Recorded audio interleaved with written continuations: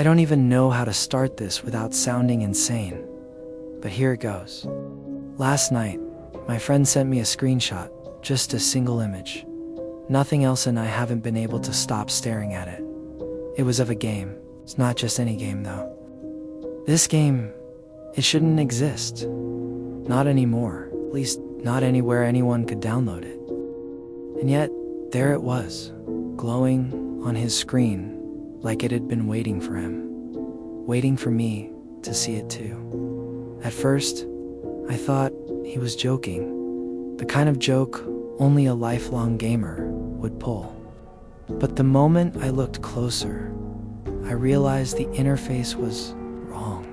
Glitches flickered through the edges of the menu, letters twisting into shapes I didn't recognize, shadows moving where no character existed.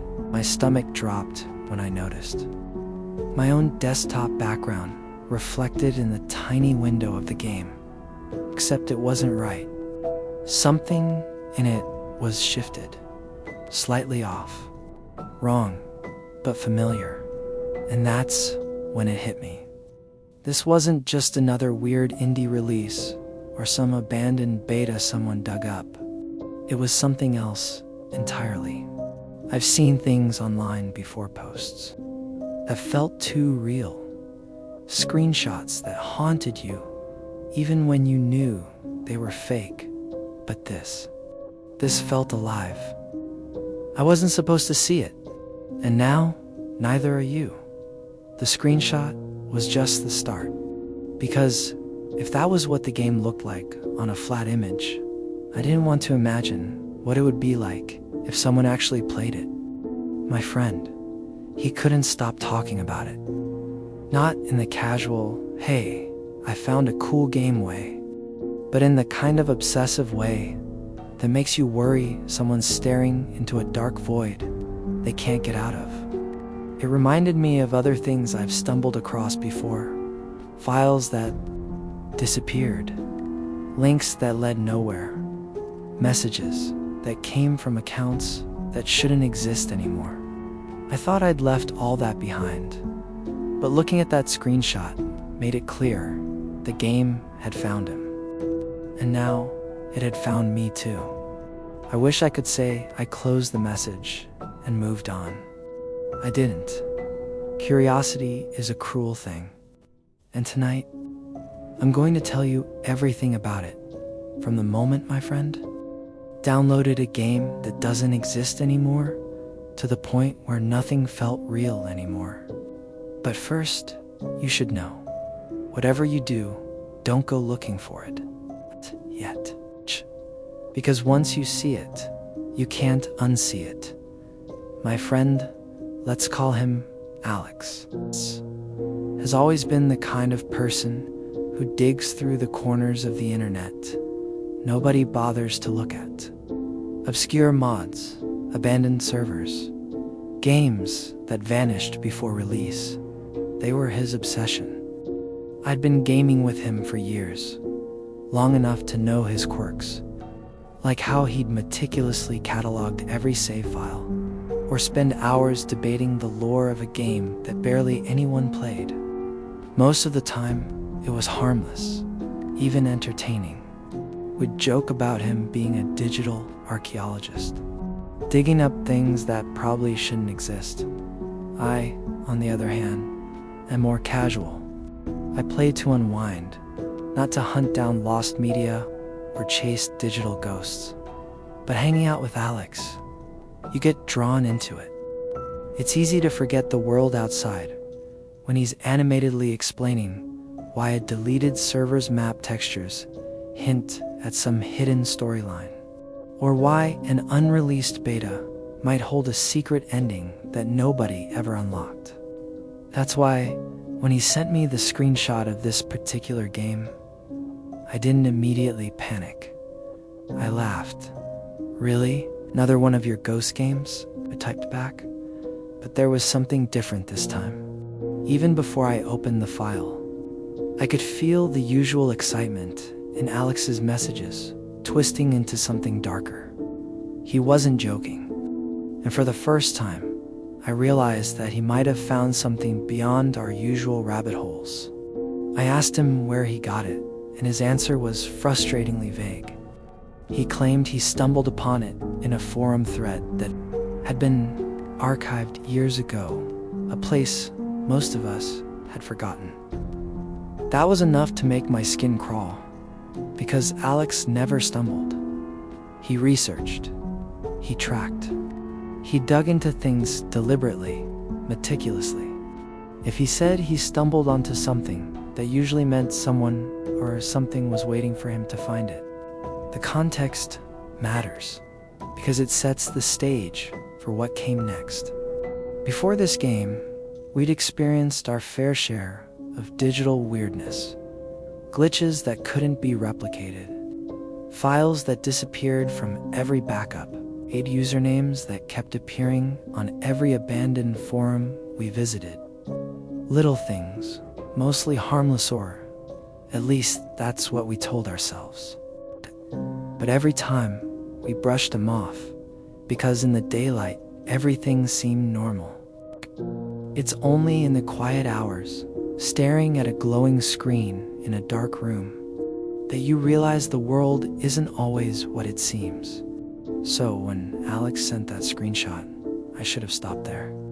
I should have closed the message, logged off, pretended it never happened. But I didn't. Curiosity got the better of me, and with it came the feeling that we were standing on the edge of something we weren't supposed to see. Something that had been waiting patiently for someone to notice it again. And that's when I realized the real horror wasn't in the game itself. It was in how it had found him, and how quickly it was going to find me too. Discovery of the game. Alex didn't just download the game, he practically unearthed it. He described it as if he had stumbled upon a relic buried beneath layers of forgotten internet, a digital artifact that shouldn't exist outside of rumor. He said the installer file had no proper source, no official release, no record anywhere on the web except for a single archived forum post that had vanished overnight. Yet somehow, he had it. And from the moment he launched it, something felt off. The first thing I noticed when he shared his screen was the title screen. It looked ordinary at first glance, minimalistic, almost retro, but the way the graphics flickered made it impossible to ignore. Shadows seemed to move in corners where there was nothing, and every so often, the menu text would distort, twisting into symbols that weren't part of any alphabet I recognized. Even stranger, the cursor seemed to hesitate before clicking certain options, almost like the game itself was aware it was being played. Alex described the gameplay as equally bizarre. It resembled nothing here I had ever seen. Levels weren't consistent.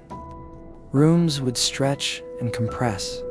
Textures would warp mid-frame. And sometimes, objects would appear that didn't belong. Chairs stacked impossibly high. Doors leading to places that made no sense spatially. He insisted it wasn't a bug or a glitch. This was deliberate. The game was designed to feel wrong, to make your mind strain against it, to make you question what you were seeing. I tried to Google the title. Nothing. Not even the most obscure. Corners of archived forums or abandoned fan sites yielded results. It was as if the game had been erased, scrubbed clean from existence. And yet, here it was, functioning perfectly on Alex's rig. That alone should have been terrifying. But what really got under my skin was how it responded to him. He hesitated in the game every time he paused. The environment seemed to shift. Pixels would distort as if mirroring his thoughts. And sometimes Distant echoes of a voice would come through the speakers. Soft, almost subliminal whispers that vanished when I leaned closer to listen. Alex was enthralled, obsessed.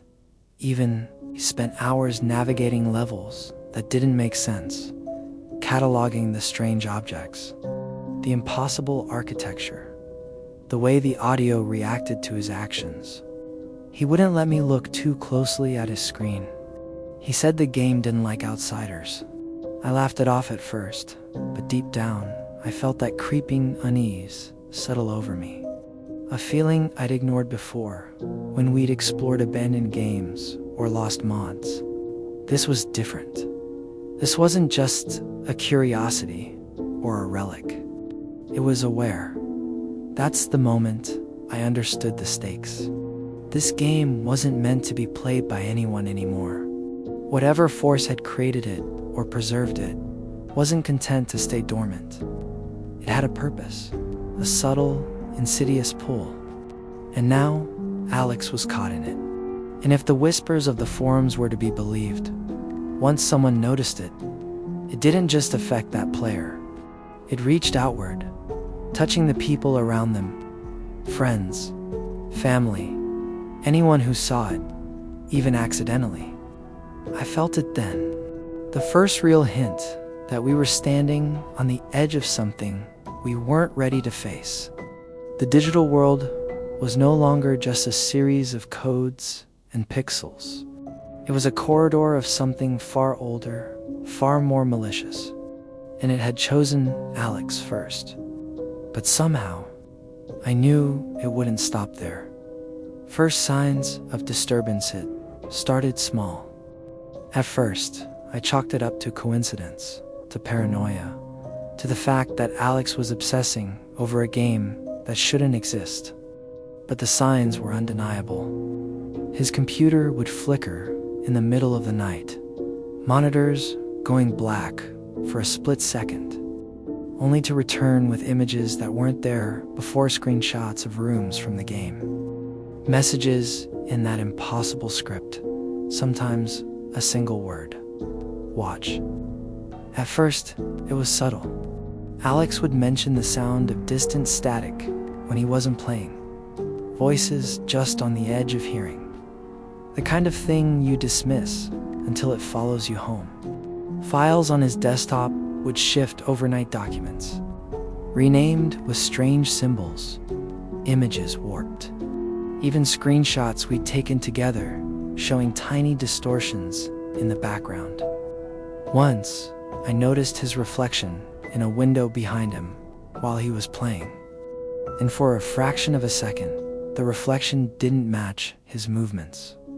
I blinked. It was gone. I tried to tell myself I was imagining things. But the real shock came when Alex started acting different. He wasn't just engrossed, he was changing. Patterns in his speech, pauses in his sentences, moments where he seemed to stare at nothing for far too long. One night, I logged into our chat while he was offline, just curious, and his account sent a message on its own, a single line that read, "They're here." I called him immediately. He didn't remember typing it. It wasn't just the digital manifestations anymore. Objects around Alex's apartment began to move subtly. Chairs slightly out of place.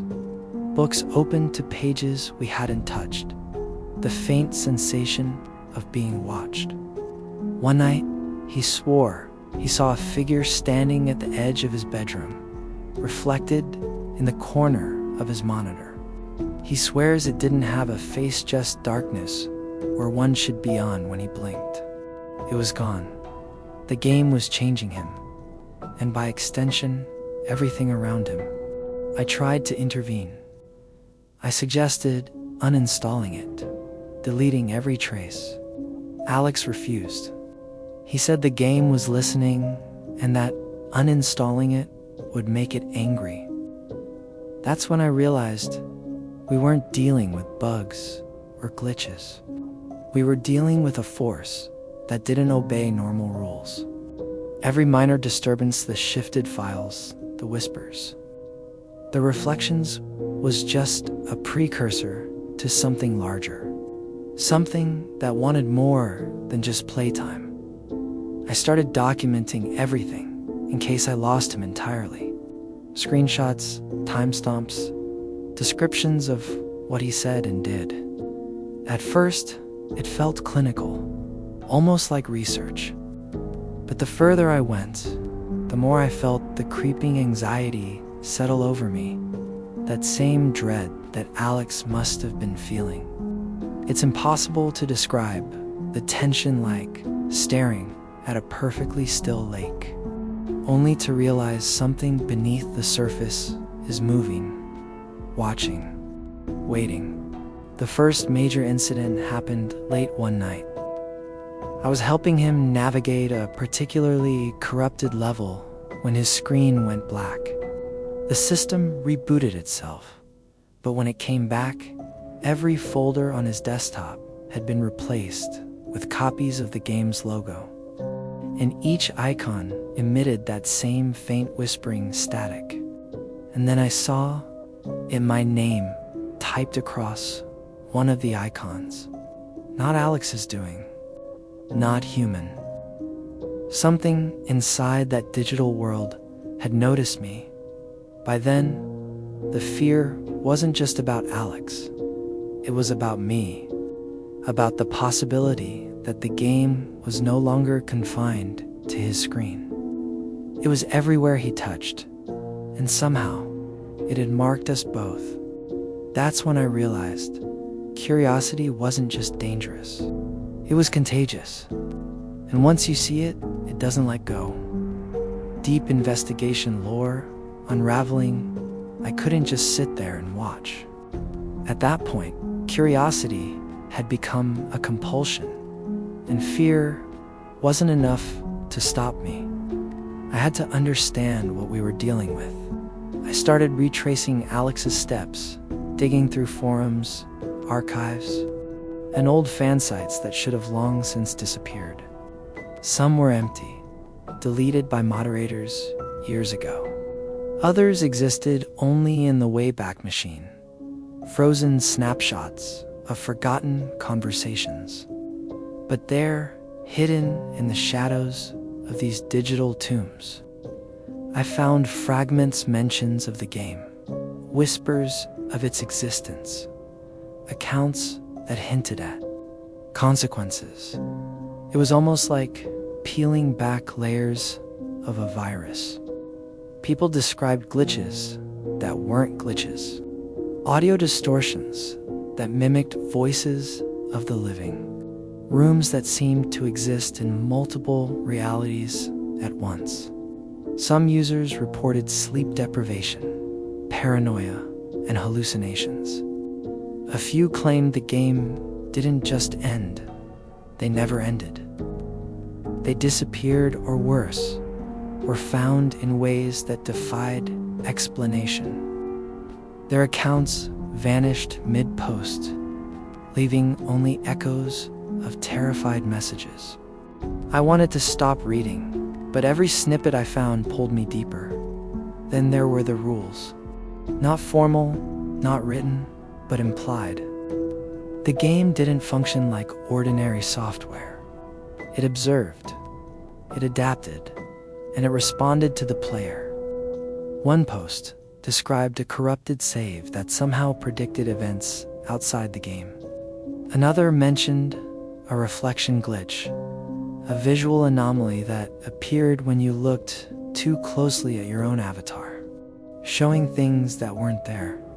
The more I read, the more I realized this wasn't a game in the traditional sense. It was a digital organism, almost alive, shaped by code and some unexplainable force that bent perception itself. And the forums weren't the only source.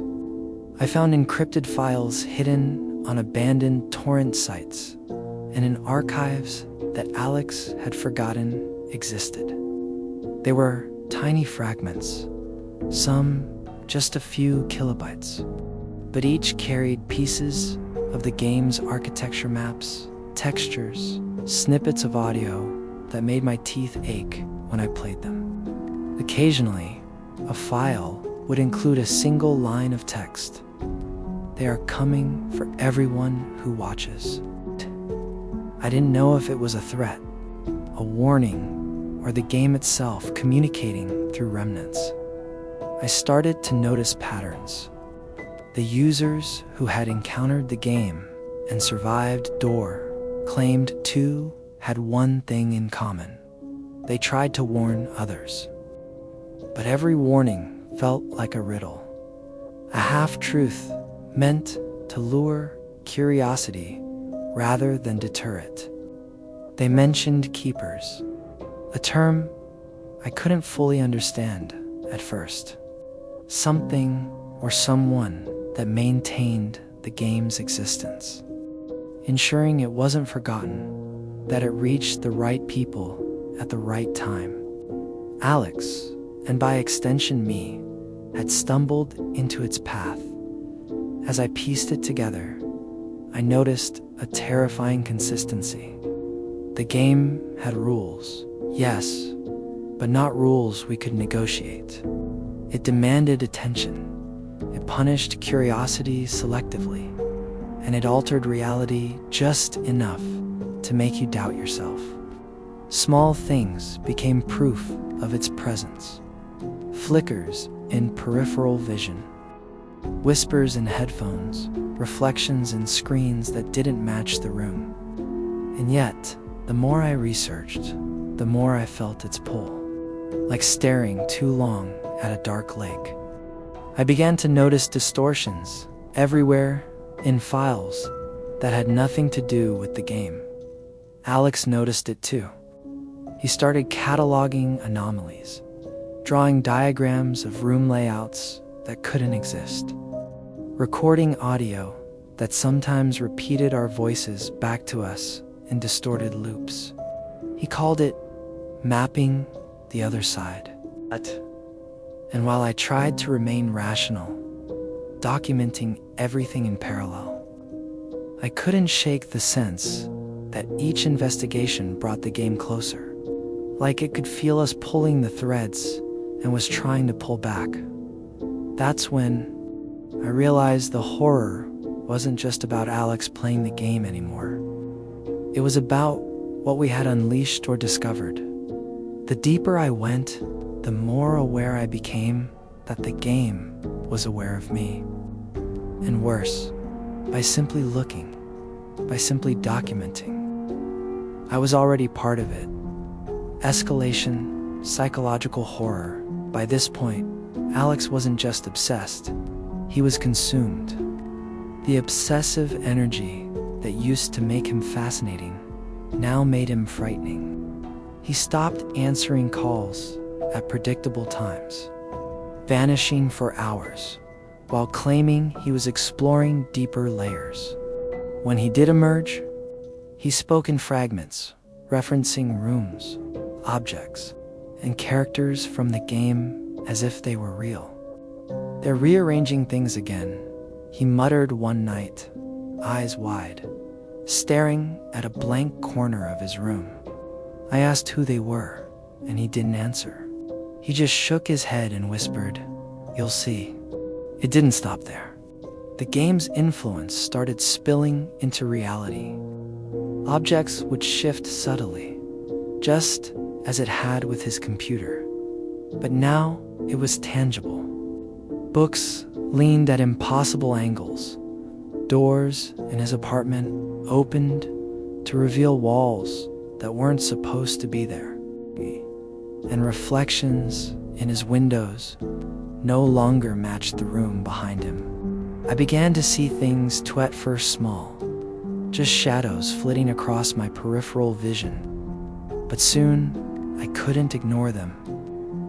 One night, my monitor flickered while I was reading his chat logs, and the game's menu appeared for a brief second, overlaying my own desktop. My mouse moved on its own, clicking on folders I didn't recognize. Alex's sleep patterns collapsed entirely. He stayed up for days, moving between rooms as if tracing some invisible path. At one point, he screamed, throwing his laptop across the room. And it didn't break except the screen displayed a single line in that impossible text. Not yet. I asked him why he hadn't destroyed the device. Because it remembers, he said. If I delete it, it'll remember that too. It's always watching. His hands trembled as he spoke, the twitching almost imperceptible, but relentless, like he was physically tethered to something we couldn't see. I tried reasoning with him. Alex, it's just a game. You're imagining things. But the words sounded hollow, even as I said them.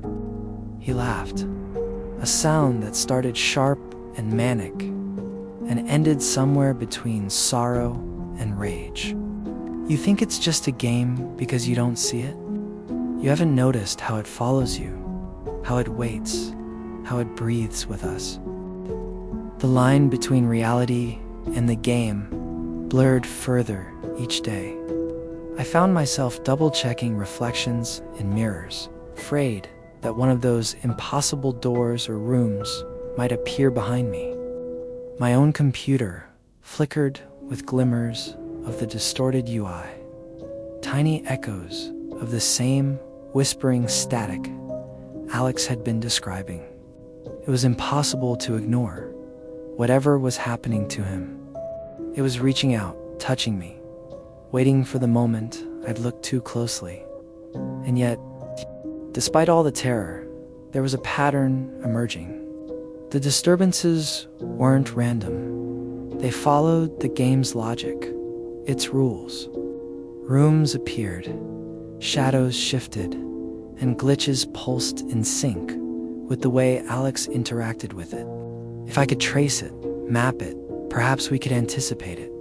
Perhaps we could stop it.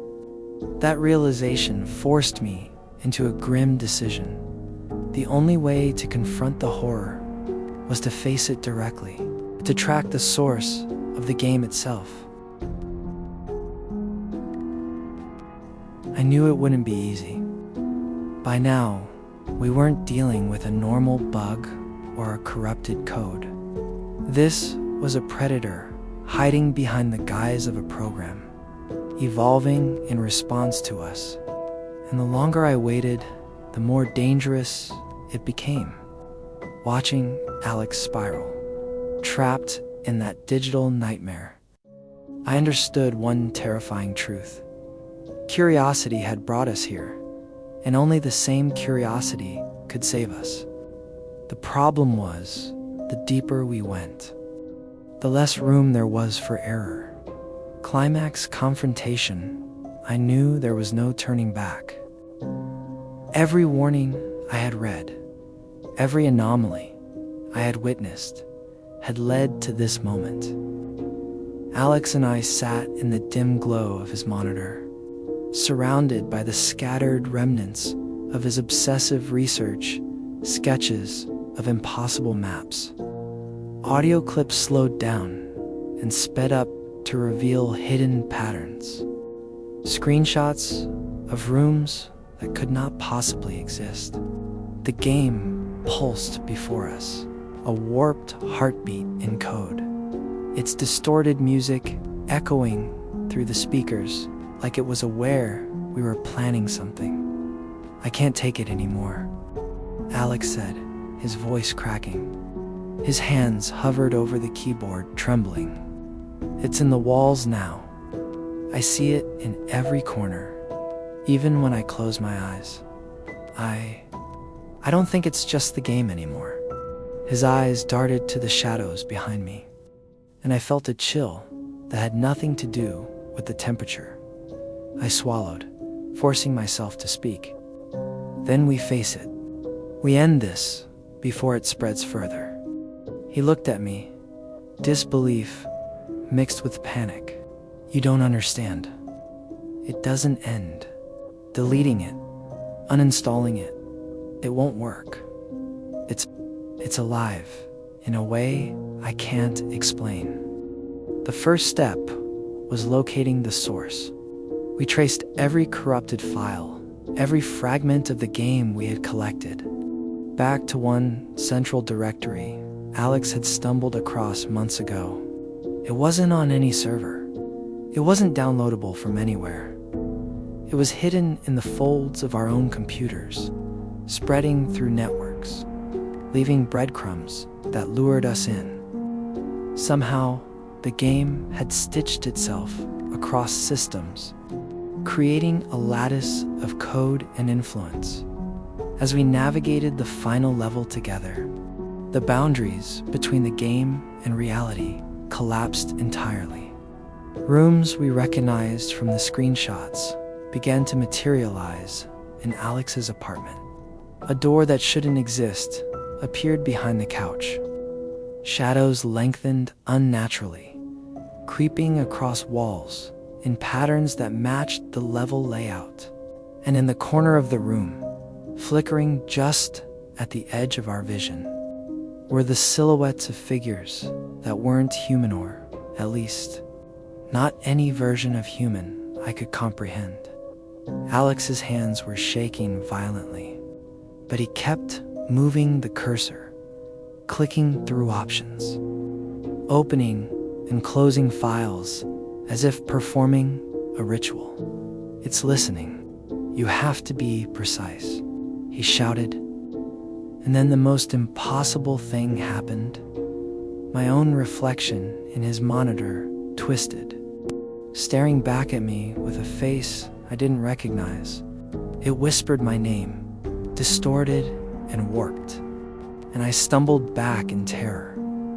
I realized then that this was no longer about the game, it was about us. It had been shaping us, bending us, forcing us into roles we didn't choose. Every glitch, every distortion, every whispered warning was a test, and we were failing. But failure wasn't an end. It was a transformation. We were a part of the game now, whether we liked it or not. Desperation pushed me forward. I followed Alex as he guided me through a series of encrypted files, each one revealing more of the entity behind the code. There were moments where I swore the room itself breathed with us, walls contracting and expanding like lungs, floors pulsing under our feet. Screens erupted with impossible imagery, rooms collapsing into one another. Impossible geometry, flashes of faces from the archives we had scoured, some screaming, some blank, all watching. Finally, we reached the core file. It was a single executable, its icon blank and shifting, almost alive. Alex hesitated, staring at it as if it might bite. I knew there was no choice left. "We end it," I said, my hand hovering over the mouse. His nod was almost imperceptible, a fragile acknowledgement that we had come too far to back down. The moment I clicked, everything went black. Silence. Then a low hum. Not from the speakers, but from the room itself, vibrating in our bones. The screens flickered back to life, displaying a maze of impossible architecture, moving and shifting in real time, and in the center, a figure or an abstraction of one turned toward us. And then, for a fraction of a second, I saw it, the awareness behind the game. Not human, not machine. Something else, something patient, intelligent, and furious. And then it was gone. The files disappeared. The rooms vanished. Alex slumped against the desk, pale and shaking. I stared at my own reflection in the monitor one last time, half expecting it to be different. Nothing. The game was gonna, at least, that's what I told myself. But deep down, I knew it wasn't over. It never truly is. Aftermath, reflection. The days that followed felt unreal. Alex barely spoke, his obsession replaced by exhaustion and a deep, hollow quiet. The apartment was a mess. Evidence of our desperate confrontations still scattered across the floor, sketches of impossible maps, open notebooks filled with fragmented notes, and the faint static of audio files that no longer played. The game itself had vanished, leaving behind only memories and a lingering unease that clung to every corner of the room. I tried to convince myself it was over.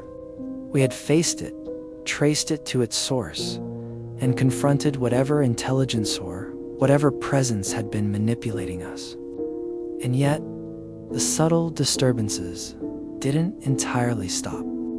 I would glance at my monitor and for a moment see a flicker of something familiar. The distorted UI, a shadow moving in the wrong direction, whispers too faint to fully hear, but unmistakably there. I caught myself double-checking my reflections, checking corners of rooms for movement that wasn't real. Alex noticed it too, but neither of us spoke about it, because to name it felt like giving it power. Even outside his apartment, life felt different. Normality no longer offered comfort. Every device, every screen, seemed to hold the potential for intrusion. Sometimes, while scrolling through forums or archived websites, I would see fragments, lines of code, glitched images that seemed to react to my gaze. It was subtle, almost polite, but undeniable.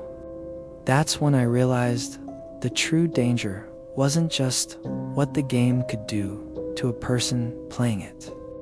It was what it could do to anyone who knew about it. Curiosity was the gateway, and knowledge was the trap. Alex and I spoke less frequently now, not out of anger, but out of necessity. Each conversation was weighed carefully, conscious of the possibility that even our words could attract attention. He had started leaving notes for me in unexpected places, subtle warnings I sometimes didn't recognize until hours later. I followed them, each one a breadcrumb, a precaution against something we still didn't fully understand. The sense of being watched never entirely left. Looking back, I understand that the game's horror wasn't just in the impossible architecture or the warped graphics, or even the whispers and shadows. It was in the way it made us see differently, question reality, and realize how fragile our perception really is. It forced us to confront the edges of understanding, to recognize that the digital world isn't neutral. It can observe, adapt, and, if provoked, influence. We had glimpsed the layer beneath the screens, and once you've seen it, you can never fully unsee it. I still document everything, writing notes and saving screenshots of fragments, much as I did when Alex was in the thick of it. Not because I want to, but because I feel compelled to. Someone, someday, might need the records. Someone else might stumble into this, curious, thinking they're safe. If they are, they'll need to know the rules, the consequences, and the way the game reaches beyond the screen. And if they're not careful, it will find them too. The worst part is knowing that the game, or whatever it truly is, hasn't ended. It isn't confined to the devices we destroyed or the files we deleted. It exists somewhere, waiting, patient, as if it knows will make mistakes again, and I can't shake the certainty that one day I'll see it again, or someone I know will. The line between digital curiosity and real danger has never felt so thin. And that's why I tell this story now, not to scare, but to warn. If you ever stumble across something that shouldn't exist, a file, a program, a name whispered across forgotten forums, don't ignore it. Don't assume it's just a glitch or a joke. Some things are meant to remain buried, unseen. Because once you look, once you see it, it doesn't just stay on your screen. It follows you, and there's no turning back.